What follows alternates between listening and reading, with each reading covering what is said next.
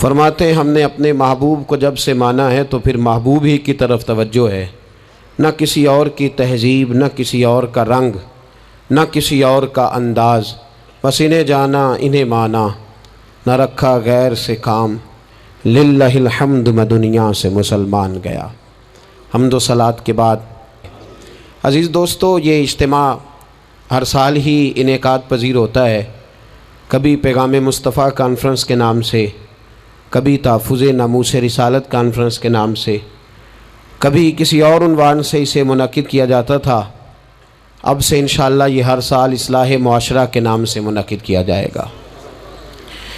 میں نے کبھی بھی اپنے کسی دوست کو یہ نہیں کہا کہ دین کا کام جب ہم شروع کریں گے تو ہم وہ والا کریں گے جو کوئی نہیں کر رہا۔ الحمدللہ صدق کے دل سے اقرار ہے، درجنوں نہیں ہزاروں لوگ دین کا کام کر رہے ہیں، اور ہم سے بہت اچھا اور بڑا خلوص والا کر رہے ہیں۔ ہم جو کچھ کرنا جا رہے ہیں، ہم تو صرف جناب یوسف کے خریداروں میں اپنا نام لکھوانے جا رہے ہیں۔ ہم تو صرف وہ جب حضرت ابراہیم خلیل اللہ علیہ السلام کی آگ کو جلایا جا رہا تھا تو ایک چڑیا نے اپنی چونچ میں پانی بھر لیا اور سہیلیوں سے کہنے لگی چلو ابراہیم کی آگ بجھانے چلیں۔ کہنے لگی تیری میری چونچ سے کیا بنے گا، وہ تو ہزاروں مربع بیل میں پھیلی ہوئی آگ ہے۔ اس نے کہا مجھے یہ نہیں پتا کچھ بنے گا کہ نہیں بنے گا، میں تو حضرت ابراہیم کے عقیدت مندوں میں نام درج کروانا چاہتی ہوں۔ وہ چڑیا چونچ کا پانی لے کے پہنچی، جیسے ہی اس نے پانی چھوڑا اللہ نے فرمایا یا نار کونی بردم و سلاما علی ابراہیم، اے آگ تو ٹھنڈی ہو جا۔ پانی تو چڑیا کی چونچ سے نکلا، آگ تو اللہ ہی بجھاتا ہے، وہی بجھانے والا ہے۔ چڑیا رو کے کہنے لگی یا اللہ تیرا شکر ہے، میرا قطرہ بھی قبول ہو گیا ہے۔ میرا قطرہ، ہم اپنا قطرہ ڈالنا چاہتے ہیں۔ ہماری رائے یہ ہے کہ کسی کے کان سے ہماری آواز ٹکرائے تو اللہ اس کے دل کو ہدایت عطا فرما دے۔ ہم اس جذبے کے ساتھ، اس شوق کے ساتھ، اس درد کے ساتھ میرے عزیز صبح سے لے کر کے یہاں تشریف فرما تھے۔ کئی دنوں سے بڑی جد و جہد تھی، بڑا کچھ تھا، اور دین کا اپنا ایک رنگ ہے۔ اس میں سب سے قیمتی جو اجر ہوتا ہے وہ تانے اور تنقید کا اجر ہوتا ہے۔ اور میں اپنے دوستوں کو اکثر کہتا ہوں جے کر محبوب دے ناں دا ملے مینا، انہوں چولی پا لئیے پنجے سٹیے نا، تے جے کر یار دے نام دی ملے سولی تے جھوٹا جھوٹ لئیے پچھانٹیے نا۔ اصلاح معاشرہ ہم کیا کریں گے؟ محبوب کریم صلی اللہ علیہ وسلم دستور دے چکے، منشور دے چکے، ارشادات فرما چکے، سارا کچھ میرے حبیب کریم صلی اللہ تعالی علیہ وسلم پہلے بیان کر چکے۔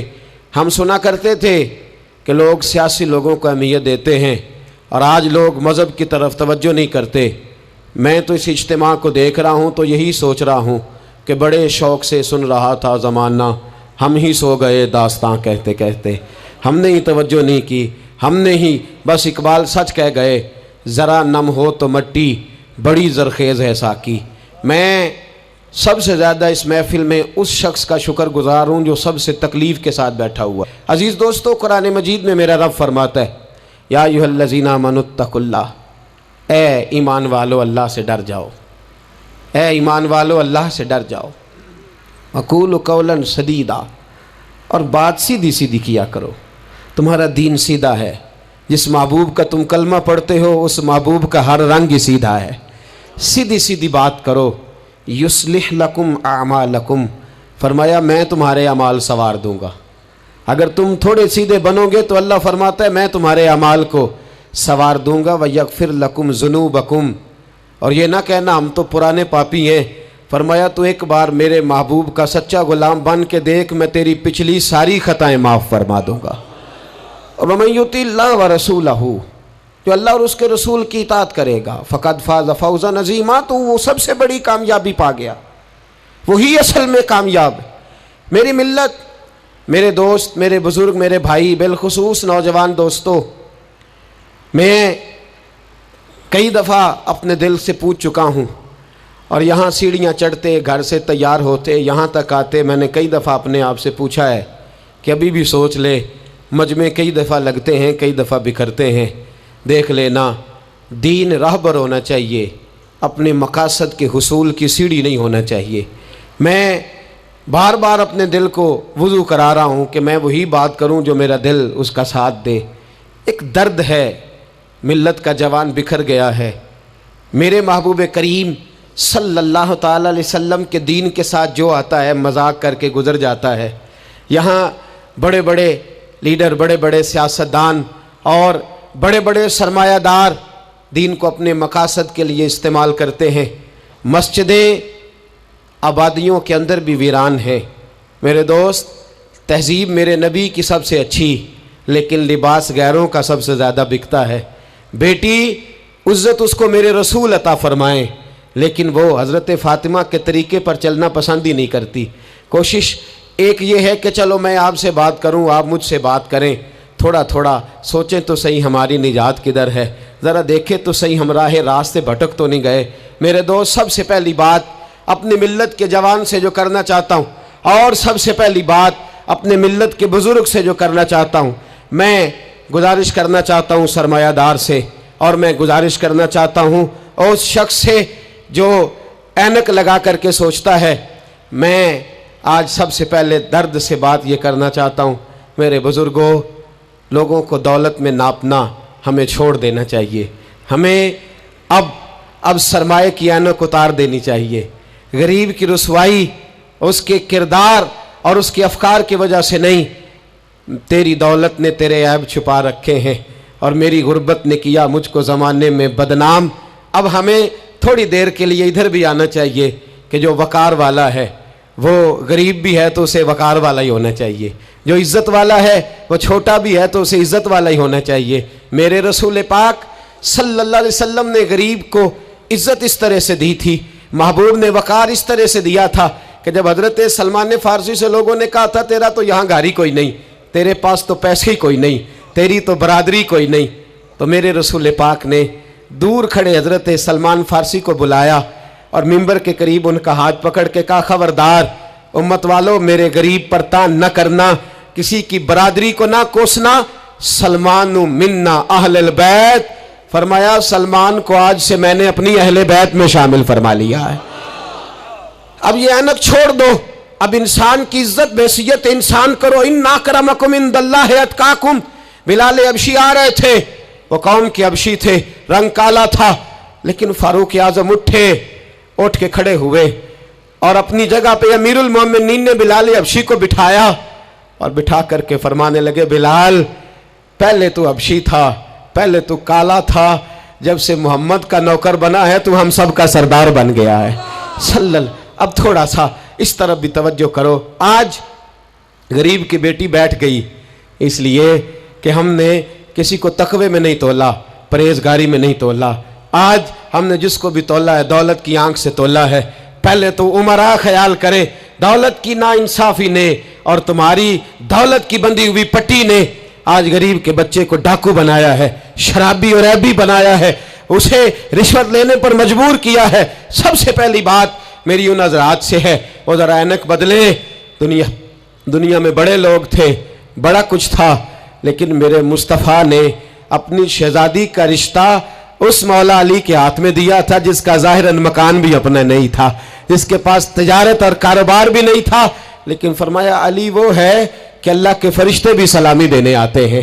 فرمایا دین کا پکا ہے تو حبیب نے۔ اور دوسری، ادھر آؤ میری ملت کے غریبوں، ادھر آؤ میری ملت کے غریب نوجوانوں، اب یہ چھوڑ دو کہ ہم امیر کی طرف توجہ کریں گے اور وہ ہم اس کے نوکر بنیں گے، اس کی چاکری کریں گے تو پھر ہم آگے کی طرف بڑھیں گے۔ تھوڑی روٹی میں گزارا کرنا سیکھ جاؤ، وقار، خودداری، عزت نفس، اس کی طرف توجہ کرو۔ اور دیکھو میرے رسول پاک صلی اللہ علیہ وسلم نے حضرت حکیم بن حزام اور حضرت سلمان فارسی کو حکم دیا تھا، فرمایا زندگی بھر تم نے سوال نہیں کرنا، تم نے زندگی بھر کسی کے آگے ہاتھ نہیں پھیلانے۔ حضرت ابو بکر سن رہے تھے، حضرت صدیق اکبر گھوڑے پہ تھے، ان کا کوڑا زمین پہ گر گیا، قریب غلام کھڑے تھے، ان سے کہا، ان سے نہیں فرمایا کہ میرا درہ اٹھاؤ، خود نیچے اترے، خود درہ اٹھایا، دوبارہ چڑھنے لگے تو بوڑھے آدمی تے تکلیف ہوئی، غلام کہنے لگے ہمیں کہہ دیا ہوتا، فرمانے لگے میں کسی سے سوال نہیں کرتا، اس لیے کہ سوال کرنے سے میرے مصطفیٰ نے منع فرما دیا ہے۔ थोड़ी रोजी पे गुजारा कर, इज्जत के साथ रह, खुददारी की जिंदगी जी। मेरी मिल्लत का जवान भी आज सोचने लगा है कि धोखे से सही, फ्रॉड से सही, किसी अमीर से निकाह करके सही, किसी बड़े की गुलामी करके सही, मुझे किसी भी तरीके से दौलतमंद बनना है, ना भिखारी बन, ना अपने आप को रुसवा कर, थोड़े पे गुजारा कर। मेरे रसूल पाक सल्लल्लाहु अलैहि वसल्लम ने मना फरमाया है। हुजूर ने फरमाया जो बगैर जरूरत के सवाल करेगा, कयामत के दिन जब आएगा तो उसके चेहरे पर गोश्त नहीं होगा, सिर्फ हड्डियां होंगी। अरे हर इशारे पर गाड़ी रुकती है तो भीख मंगों का जोर लग जाता है। मस्जिदों में भी हम गैरों से मांगते हैं, दरबारों में भी हम दुनियादारों से मांगते हैं, हम चौक और चौराहों में भी दुनियादारी से मांगते हैं। ये रसूलुल्लाह की उम्मत है, उस महबूब की उम्मत जिसने 4-4 दिन फाके किए हैं, पर किसी के आगे दस्ते सवाल दराज करना पसंद नहीं किया।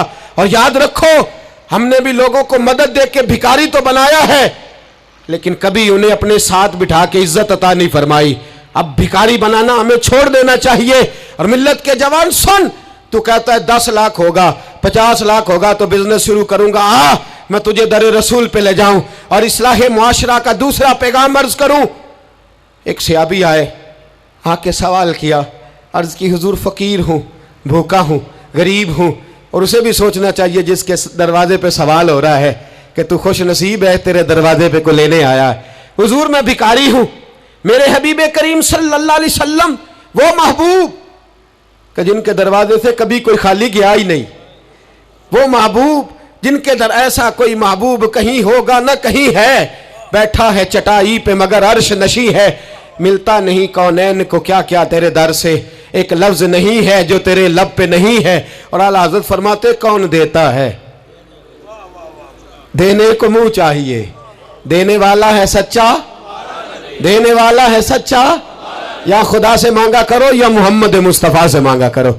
आए मेरे हबीब के पास से आबी, हुजूर भिखारी हूं, हुजूर कुछ लेने आया हूं, दर रसूल का भिखारी हूं। फरमाया ये तो तेरी बात बड़ी खूब है, लेकिन मैं चाहता हूं तो यहां से मांगे, इसके बाद कहीं और से ना मांगे। हुजूर क्या हुक्म है? फरमाया कुछ भी नहीं तेरे पास, कुछ नहीं। अर्ज की हुजूर एक प्याला है, एक कंबल है, आधा ओढ़ लेता हूं, आधा बिछा लेता हूं, प्याले से पानी पी लेता हूं। फरमाया ले आ, रास देखना, रास इन्वेस्टमेंट देखना कारोबार की कितनी है। लाए, हुजूर ने सहाबा के सामने खड़ा करके फरमाया कौन खरीदेगा भाई? अल्लाह करे आज सारी तवज्जो आपकी मेरी बात पे हो, क्योंकि लफ्ज मेरे हैं, बात तो मैं रसूलुल्लाह की बयान कर रहा हूं। क्या अंदाज इख्तियार फरमाया। फरमाया कौन खरीदेगा? एक सहाबी कहने लगे हुजूर 1 दिनार में खरीदता हूं। फरमाया नहीं, बोली बढ़ाओ। सहाबी कहने लगे हुजूर 2 दिनार देता हूं। मेरे हबीब ने क्या फरमाया? मेरे हबीब ने फरमाया लो मैं तुम्हें देता हूं। 2 दिनार की चीज़ें बेची। हुजूर ने फरमाया इधर आ, 2 दिनार पकड़, जा कुल्हाड़ा लेके आ, जा रस्सी लेके आ। वो लाए, उसमें फल, कुल्हाड़े में फल। नसीब देखो सहाबी के, दस्ता और फल नबी पाक ने अपने हाथों से लगाया। फरमाया चल पकड़, जा जंगल में जाके लकड़ियां काट, अपने कंधे पर लकड़ियां रख और जा बेच। एक पेशा बुरा है दुनिया में, वो मांगना है, गर्दन को झुका देता है खैरात का पत्थर, जहां में मांगने वालों के सर कभी ऊंचे नहीं होते। और ये इल्तजाए करम और मैं आपसे करूं, ये भीख उसको दीजिए जिसका खुदा ना हो। इकबाल कहते हैं गैरत है बड़ी चीज जहां ने तगोदो में पहनाती है ये फक्र को ताजे सरदारा। जो कौमें मांग के खाती हैं वो सर झुका के जीती हैं, और जो दोनों हाथों से कमा के खाती हैं वो सर उठा के जीती है। मेरे रसूल पाक सल्लल्लाहु अलैहि वसल्लम ने फरमाया जा लकड़ियां काट और बेच। सहाबी कहते हैं 1 महीने के बाद वो आया। महीने के बाद हुजूर ने फरमाया तेरा हाल क्या है? अर्ज की हुजूर सारे घर वालों के बिस्तर बन गए, हुजूर सब के कपड़े आ गए, या रसूलल्लाह सारा कुछ हो गया है। और वाह उसके नसीबे, जेब में हाथ डाल के कहने लगा हुजूर ये 10 नजराना, ये 10 दिनार मैं नजराना देने के लिए लाया हूं, मैं सुफा के तालिब इल्मों के लिए लाया हूं, मैं दीन के मुजाहिदों के लिए लाया। उठ बांध, कमर क्यों डरता है? फिर देख खुदा क्या करता है। बाहर जाऊंगा तो कुछ करूंगा, अपनी मिट्टी पे चलने का सलीका सीखो, किसी के संग मरमर पे चलोगे तो फिसल जाओगे। देश अपने दिया वल्ला ना लो, ओ पाइया तुम बे ला ला खाइए, हमें गैर मुल्क दे बागा अंदर मेवे खान ना जाइए, आ इस मिट्टी को सोना बना, आ जा, छोड़ दुनियादारों के पीछे भागना, छोड़ फ्रॉड के पीछे भागना, छोड़ धोखे के पीछे भागना, आ जा वयरज़ुक़हु मिन हैसु ला यहतसिब। अल्लाह फरमाता है दुनियादार तुझे सोच समझ के देंगे, मेरे महबूब के दर का गदा बन के आ, मैं तुझे बगैर हिसाब किताब ही अता फरमा दूंगा, मैं तुझे बगैर हिसाब किताब अता फरमाऊंगा।